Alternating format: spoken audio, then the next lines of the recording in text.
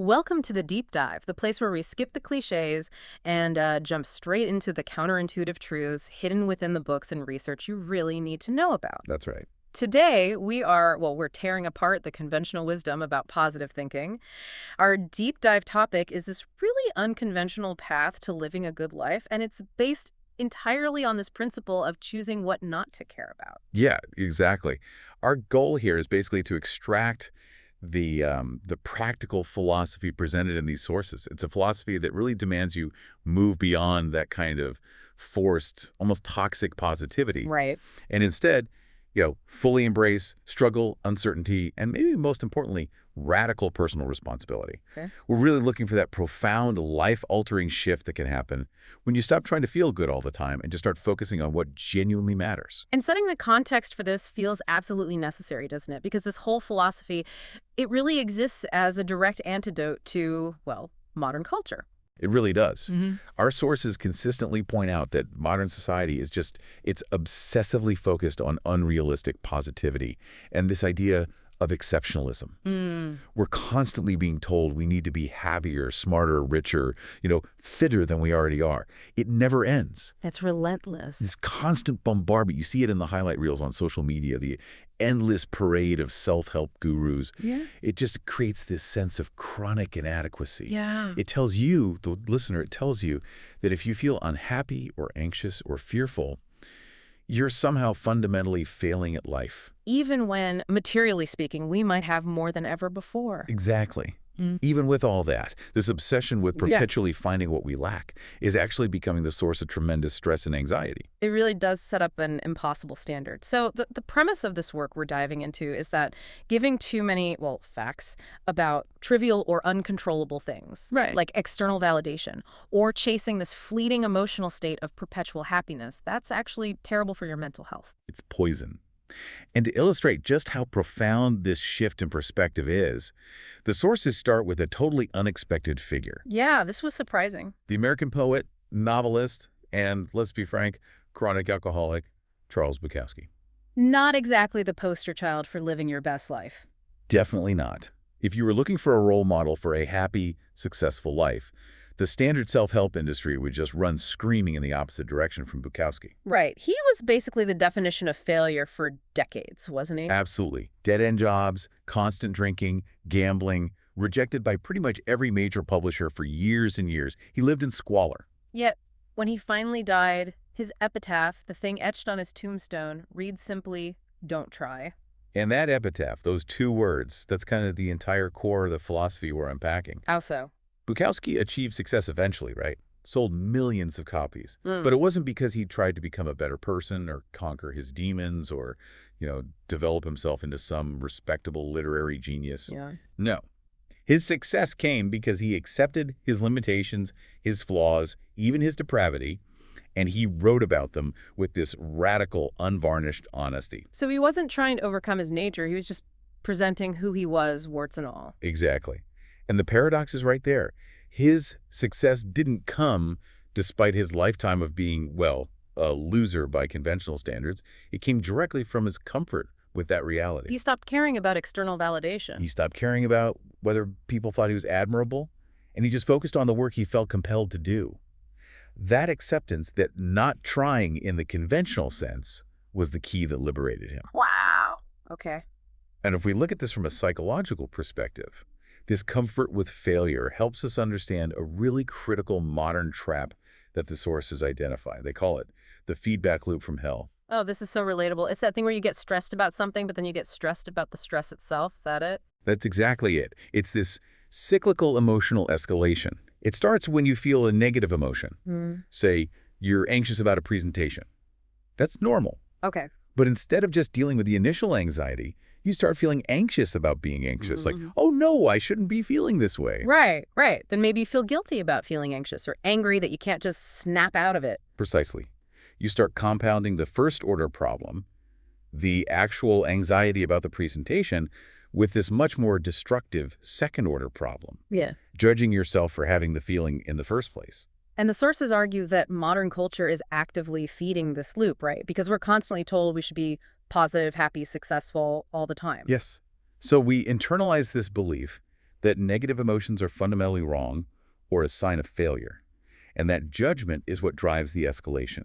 It's the second-order problem, the feeling bad about feeling bad, that really drives us mad.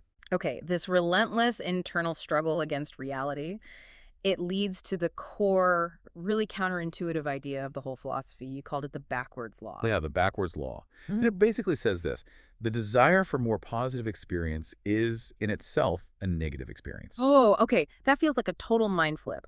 How does seeking happiness actively make us unhappy? Well, think about it. The desperate, relentless pursuit of pleasure or wealth or constant happiness, it automatically reinforces the reality that you don't currently possess those things. Okay. The seeking emphasizes the lack. Exactly. The more desperately you pursue them, the more inadequate you feel. And paradoxically, often the lonelier and less happy you become. If your only goal is perpetual happiness, then any moment you aren't happy feels like a fundamental failure in your operating system. And the flip side, the second half of that law. The converse is that the acceptance of negative experience, accepting that life is struggle, that we will suffer, that we will fail, that acceptance is the positive experience. How is accepting struggle positive? Because when you stop struggling against the reality of negative feelings, you remove the most taxing form of internal conflict. This acceptance is what truly liberates us.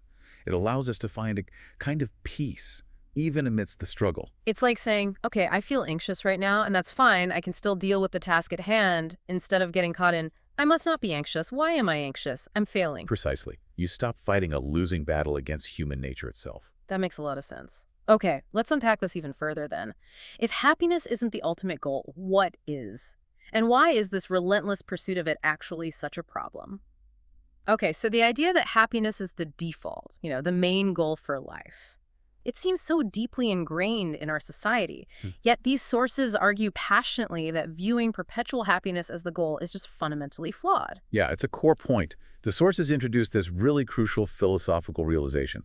Life isn't a one-time problem that you solve and then you're done. It's an endless series of problems. Right, you don't just solve everything and then reach some plateau of perfect problem-free happiness. Never happens. We simply exchange our problems, or maybe we upgrade them. Okay, give me an example of that problem upgrade. Well, think about career progression, maybe. If you're struggling just to pay rent, your big problem is cash flow, right? Then you get a better job, solve that problem. But now you've got new, maybe higher level problems, managing a bigger team, dealing with complicated corporate politics, or, I don't know, worrying about losing your now much more expensive house if things go wrong. Okay. The problems change, they don't disappear. Exactly. So happiness is not derived from living a problem-free life, because that's just impossible. Happiness actually comes from the process of solving those problems. So the secret sauce then isn't avoiding problems, but ensuring you actually like the problems you have to solve? That's it. That's the key insight. If you love the struggle involved in training for a marathon, then the muscle soreness and the ridiculously early morning runs, they become part of the joy, part of the process you value. But if you hate your problems, like if you hate the daily grind of your job, even if it pays well, then you'll be miserable, even if you're technically successful by external standards. You have to find problems you enjoy engaging with. Okay, so the philosophical premise here is that dissatisfaction and unrest aren't glitches in our programming. Not at all. They're inherent parts of human nature. And in fact, they're necessary components for generating consistent, motivated happiness. We need that little bit of dissatisfaction to push us forward. So we shouldn't try to eliminate all discomfort. No, we should actually use that discomfort to motivate us toward better challenges, better problems we find more meaningful to solve. This is where the sources bring in that great analogy, the disappointment panda. Yeah, the disappointment panda. He's basically the anti-hero of the self-help world. How does he work? He's this grumpy superhero whose only power is delivering harsh, ugly truths. His job is to make us realize that pain, whether it's physical pain or emotional pain, isn't something to just be avoided at all costs. It's actually fundamentally useful. Useful how?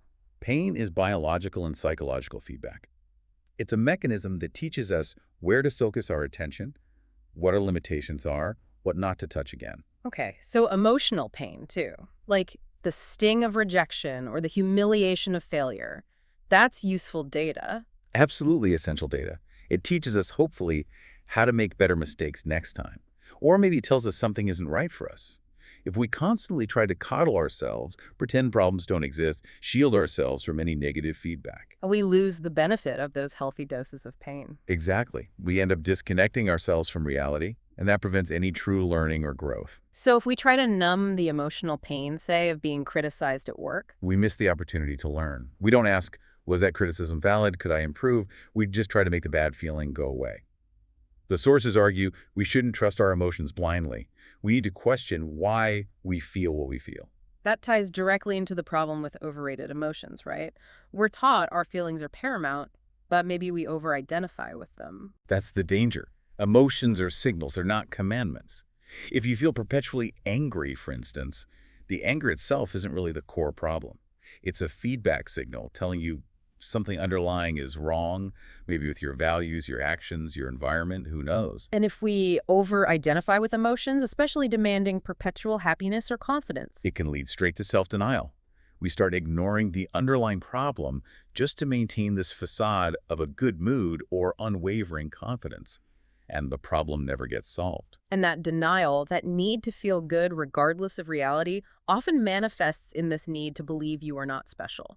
Chapter 3 in the source material really tackles the direct consequence of that whole self-esteem movement that started back in the 60s. Yeah, the movement that tried to raise collective self-esteem, often regardless of any objective merit or reality. Good intentions, maybe. Absolutely good intentions, but the sources argue it actually resulted in widespread entitlement and, ironically, really fragile egos. How so? Fragile egos from high self-esteem. Well, if a whole generation is told they're amazing just for existing, they can struggle profoundly when they face real-world problems that actually require skill, effort, and a dose of humility to overcome. The first sign of difficulty shatters the illusion. Oh, wait, isn't some level of high self-esteem necessary? Like, to take big risks, start a business, move somewhere new. Where do the sources draw the line between healthy confidence and just pure delusion? Ah, that's a crucial distinction. The sources draw the line at earned self-esteem versus declared self-esteem. They use the case study of Jimmy, this charismatic but ultimately delusional entrepreneur. Tell me about Jimmy. Jimmy was always positive, always working some fantastic new angle, and he sincerely believed he was special, destined for massive success. His self-esteem was sky high, What? but his high self-esteem was actually a shield. It protected him from acknowledging his repeated failures, his string of bankrupt businesses, even some questionable ethical behavior along the way. So his self-esteem wasn't based on competence or results. Not at all. It was based purely on his belief in his own specialness. The sources argue that real entitlement isn't just being born into wealth. It's believing you are entitled to feel good about yourself or entitled to success without actually earning that self-worth through controllable actions and facing reality. And Jimmy failed repeatedly because he was convinced he deserved success, so he skipped the hard parts like honest self-assessment and improvement. Exactly. He bypassed the necessary feedback loop of failure because it contradicted his core belief about himself. This connects directly to the tyranny of exceptionalism.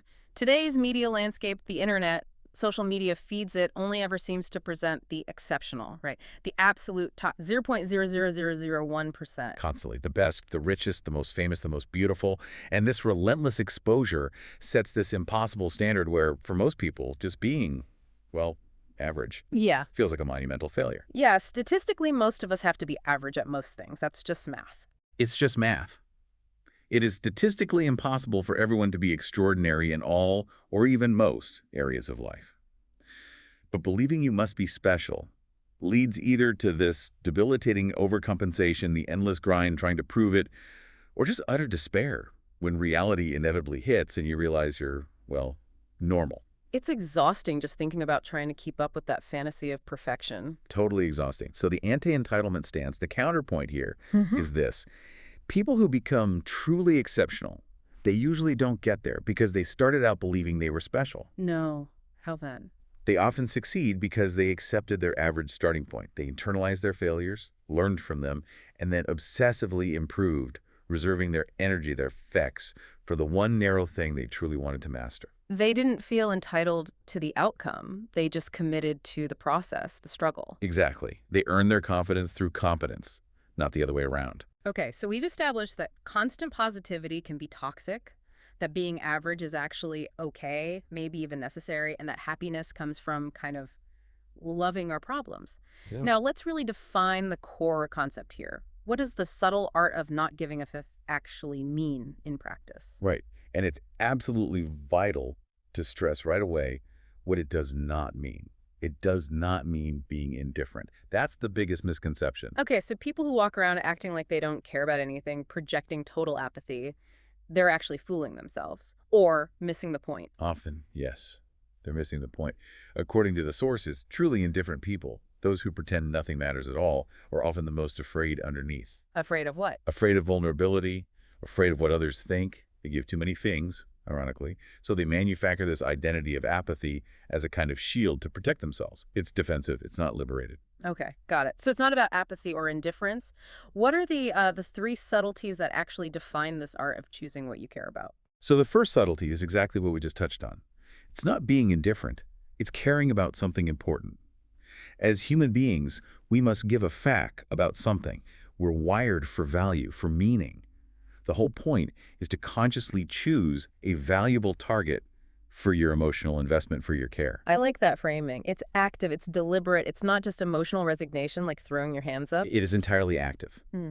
Which leads to the second subtlety, not giving a fuck about adversity. Life is inherently full of challenges, disappointments, setbacks, struggles. It just is. No escaping that. No escape. Hmm. The sources teach that you have a finite supply of emotional energy, like a limited number of facts to give out each day, each year. Okay. If you waste that finite supply on trivial things, getting worked up about traffic, or angry internet comments, or worrying constantly about what strangers think of your shoes, you won't have any energy left for the truly important battles, the things that actually matter. That makes the stakes really clear. You're essentially rationing your attention and your emotional resources. It's a limited budget. Think about the example the sources use of the elderly woman who screams at a cashier over a 30-cent coupon discrepancy. Right. She's expending tremendous emotional energy, stress, anger on something utterly, objectively trivial. By focusing all her care, all her facts on that tiny grievance, she has no capacity left for patience or generosity or engaging with maybe a larger, more meaningful problem in her life. So maturity in this view is realizing that most of the day-to-day things that upset us are simply not worth the emotional investment. Exactly. Reserve your facts for the things that genuinely align with your core values. And the third subtlety is maybe the most crucial because it really relates to growth and agency. Realizing you're always choosing what to care about. What is choosing, even when things feel out of control? Even then. This choice defines maturity. As we get older, hopefully, we realize that many of the rejections, the minor failures, the social anxieties we obsessed over in our youth had virtually zero long-term impact. We learn, ideally, that we must reject non-essential commitments, distractions, and worries to invest deeply in the few things we select as truly important. You choose your values, and therefore, you choose your struggles. This emphasis on choice immediately brings up that fundamental human constant suffering. If we're choosing our problems, why are we seemingly designed to suffer? Let's talk about the value of suffering, Chapter 4. Well, suffering is presented as the universal constant. It's unavoidable. And the sources use the really chilling, intense story of Hiru Onoda, the Japanese soldier, to illustrate this. Oh yeah, the soldier who didn't surrender for decades after World War II ended. That's him. Onoda spent 30 years hiding in the jungles of the Philippines, believing the war was still on. He continued fighting, engaging in low-level guerrilla warfare against local villagers and police because he hadn't received official orders to stand down. 30 years of isolation, fear, constant vigilance for a cause that was globally concluded decades earlier. That level of dedication, that level of suffering for a lost cause is just shocking. It's an extreme dark illustration, but it makes the central point incredibly clear. Suffering is inevitable in life. Onoda was suffering tremendously, obviously. But he chose to suffer for a specific, unshakable value he held. Absolute loyalty to the emperor and the Japanese empire. So the question isn't if we suffer. No, the question is why we suffer. What higher goal, what chosen value is our suffering serving? If we're going to endure pain anyway, which we are, we might as well endure it for something we consciously choose and believe in. That choice is what gives the suffering meaning, makes it bearable, even purposeful. Okay. So the path to a better life isn't avoiding suffering, but choosing better values to justify the struggles we inevitably take on. So let's get practical. How do we identify shitty values versus good values? How do we know if our values are healthy or just setting us up for misery? The sources are pretty clear on this. They list 4 primary shitty values. Values that tend to be superficial, largely uncontrollable, or even socially destructive because they rely too much on external affirmation or they encourage emotional avoidance. Okay, let's break them down. First one, pleasure. Isn't pleasure good? Pleasure feels good, obviously, but as a primary value, it's problematic. Pleasure is usually an effect of having good values and making good choices. It's not a sustainable cause in itself. How so? If pleasure is your number one goal, chasing constant superficial entertainment, thrills, highs, it becomes a treadmill. It leads to shallowness, often addiction, because it distracts you without solving any underlying emotional or structural problems in your life. Yeah. Think about it. A good, healthy relationship yields pleasure, but simply seeking pleasure doesn't magically yield a good relationship. Got it. Effect, not cause. Okay, second shitty value, material success. This is a really common and terrible metric for self-worth. If your value system is primarily based on external status symbols, the size of your bank account, the brand of your car, the square footage of your house, it's inherently shallow Why shallow? because it's based on things largely outside your immediate internal control. Market crashes, you lose your job, styles change. When you lose the money or the status symbols, your entire sense of self-worth can vanish overnight if that's all it was built on. Okay, that makes sense. Third one, always being right. Ooh, this one is destructive. If your core value is needing to be right all the time, it forces you into constant cognitive biases. You have to rationalize your mistakes, deny evidence that contradicts you. Because admitting you're wrong threatens your core value. Exactly. It means you can't learn, you can't be vulnerable, you shut down any possibility of genuine growth. You end up sacrificing truth just to protect your ego. And the fourth shitty value, staying positive. This seems counterintuitive again. It does, but remember the feedback loop. Trying to force positivity all the time is really just emotional avoidance disguised as a virtue. Denying negative realities, pretending problems don't exist, is fundamentally dishonest. It prevents you from getting that useful pain feedback we talked about. Precisely. It perpetuates problems by removing the necessary signal that something needs attention. Trying to force yourself to be happy constantly is, ironically, a negative value that guarantees emotional stagnation and often deeper unhappiness down the road.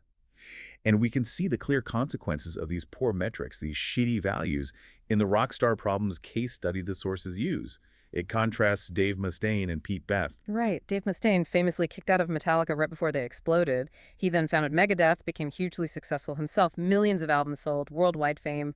Objectively, a massive success story. Objectively, yes. Yet the sources note that Mustaine was reportedly perpetually tortured, even decades later. Why? Because his internal metric for success was an external comparison, being bigger or better than Metallica. Ah. So he based his happiness on a goal completely outside his control, defined by someone else's existence. Exactly. Despite his own immense fame and fortune, his chosen value system poisoned his achievements because it was always measured against something external and ultimately unattainable in his mind. Now contrast that with Pete Best, the original drummer for the Beatles, fired literally right before they achieved global Beatlemania-level stardom. Talk about missing out. Yeah. He missed arguably the greatest financial windfall and cultural status opportunity in modern music history. So by the world's external metrics of fame and money, Pete Best was an enormous failure compared to his former bandmates. A colossal failure by those standards. Yet, accounts suggest he eventually found genuine happiness. How? By valuing things like family, a stable marriage, a simple life working outside the music industry spotlight, he consciously redefined his metrics for a good life. He chose different values. He ended up happy because he chose values that were internally based and controllable, being a good husband, a good father, finding contentment in normalcy.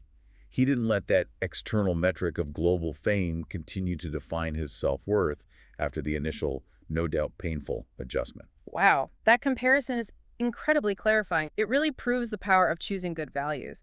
So what defines a value system that is healthy and sustainable? What should we be aiming for? Good values, according to the sources, generally possess three key traits.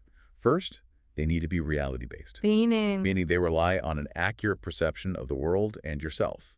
Things like honesty or maybe innovation, which requires seeing problems clearly, they're grounded. Okay, second trait. They should be socially constructive. Values like vulnerability, humility, compassion, contributing to something larger than yourself, these tend to build positive connections and benefit others, not just the self. And the third, maybe most critical trait. They must be immediate and controllable. This is key. Values like Standing up for yourself, practicing discipline, being honest in this moment, working hard on something you care about right now. Why is immediate and controllable so important? Because these are things you can start doing right now, today, regardless of external circumstances. Whether you win the lottery tomorrow or get fired, you retain internal control over your ability to act on these values. That internal locus of control is where genuine, robust self-worth and fulfillment come from. Okay, now we arrive at a really empowering section, I think, shifting from just defining values to actually implementing them through agency, through choice. And here's where the sources introduce a concept, or really a case study about William James, that completely flips our usual understanding of personal power.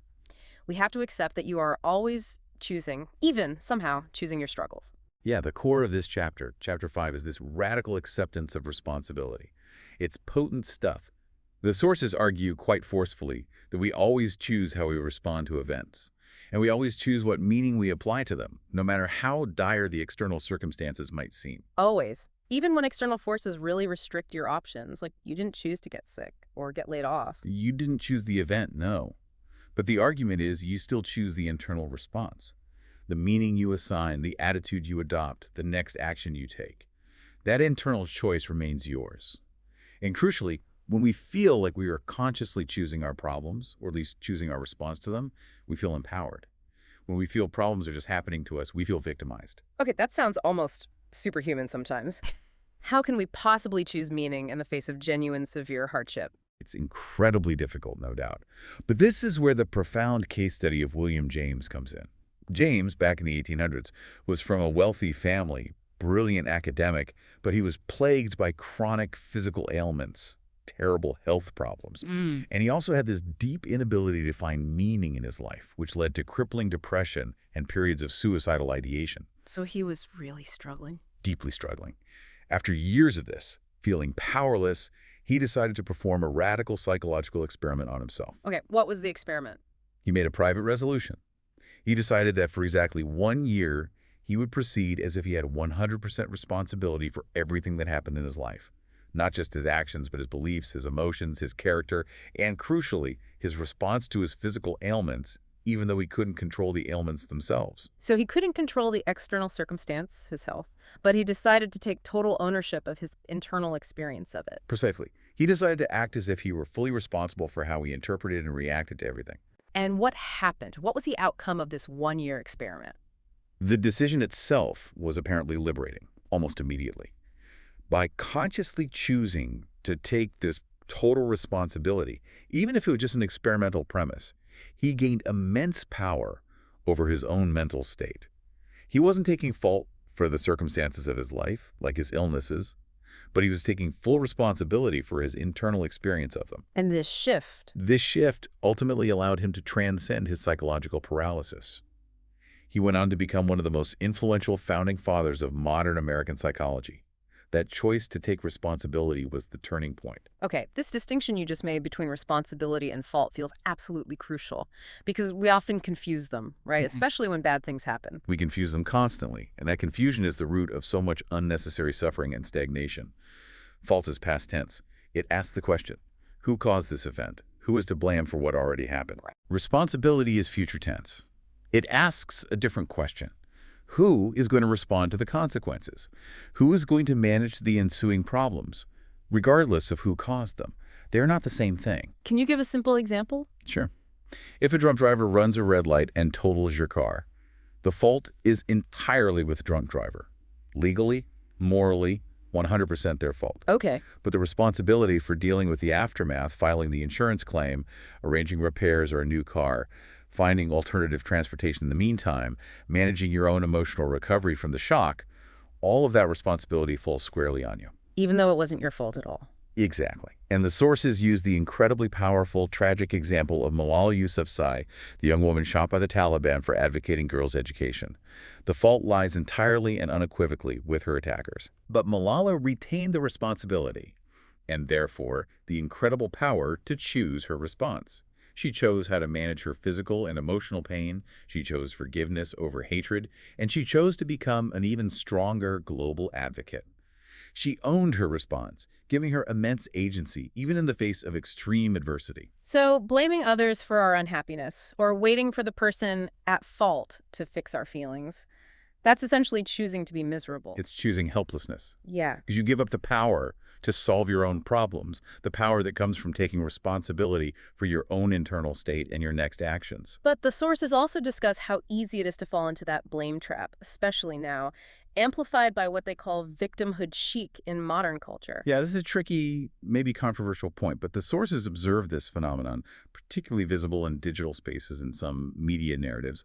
It's where people are sometimes rewarded with attention, sympathy, a temporary sense of moral righteousness for emphasizing how offended or victimized they feel. That feeling of being righteously aggrieved. Exactly.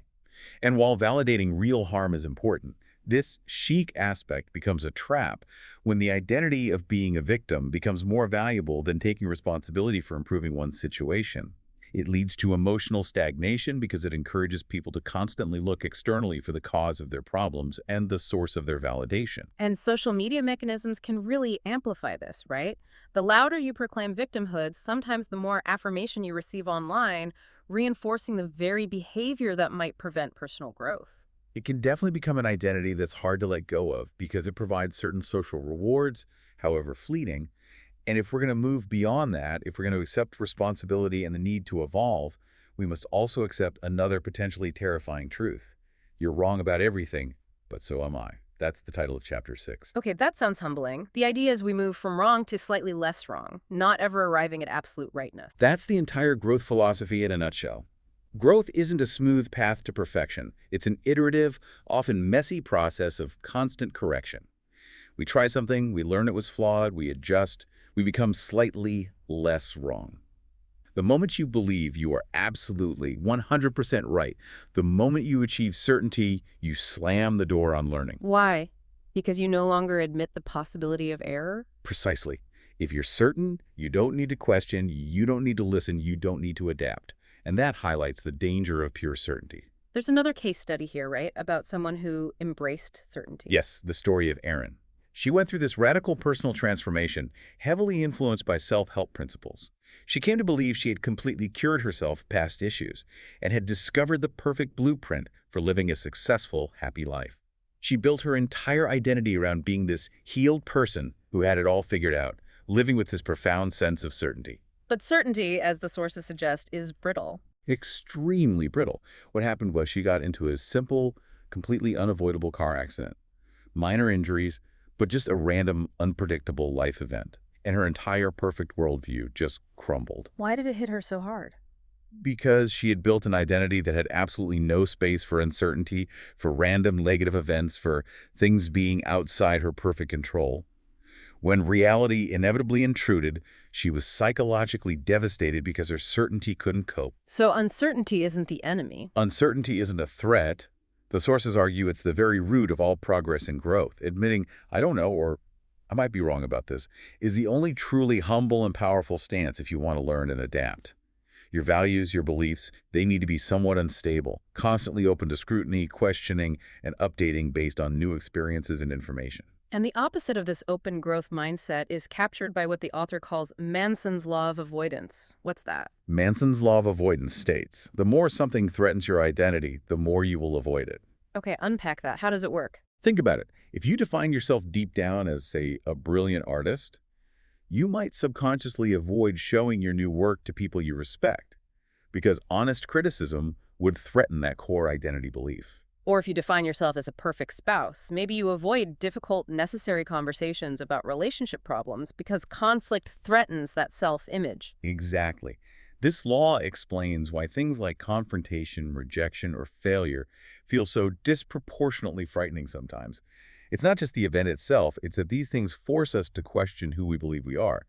And that feeling of existential threat to our identity is often far more painful and anxiety-inducing than the actual practical consequence of the failure itself.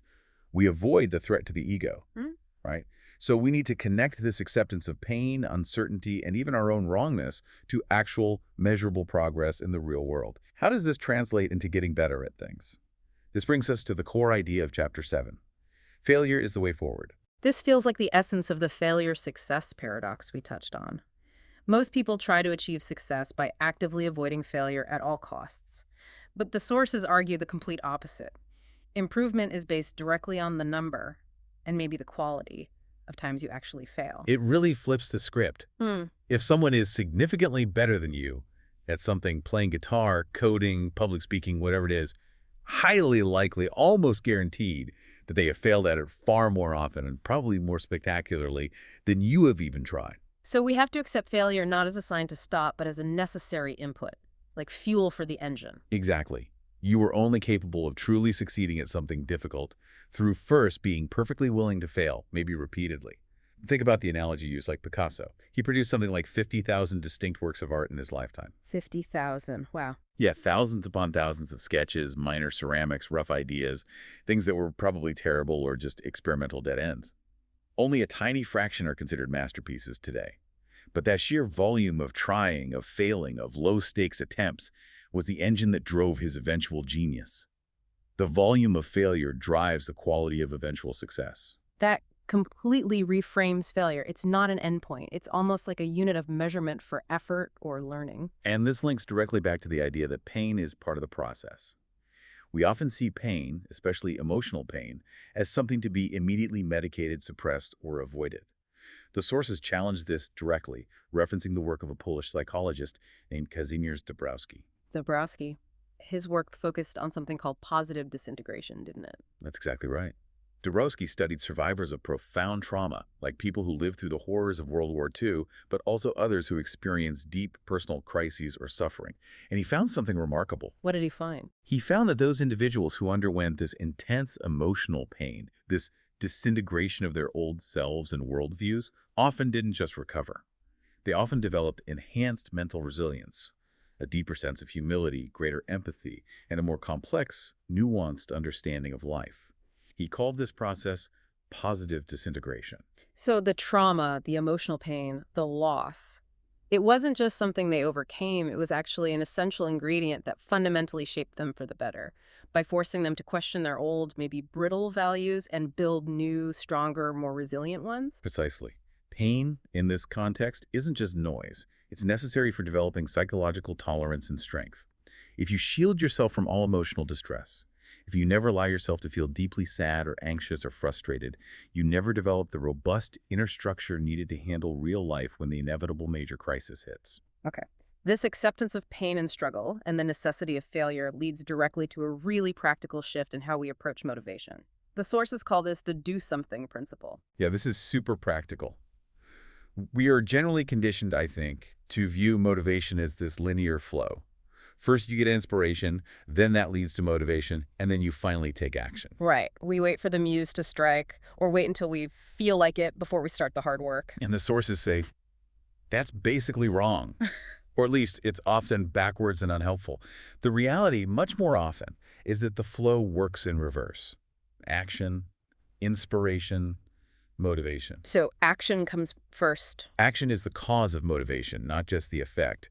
If you're stuck on a big project feeling totally unmotivated, don't just sit there agonizing over your lack of motivation. Just do something small related to it. Anything. Like if you want to run a marathon but feel paralyzed by the scale of it. Don't try to psych yourself up for a 10-mile run right away. Just put on your running shoes and walk out the door.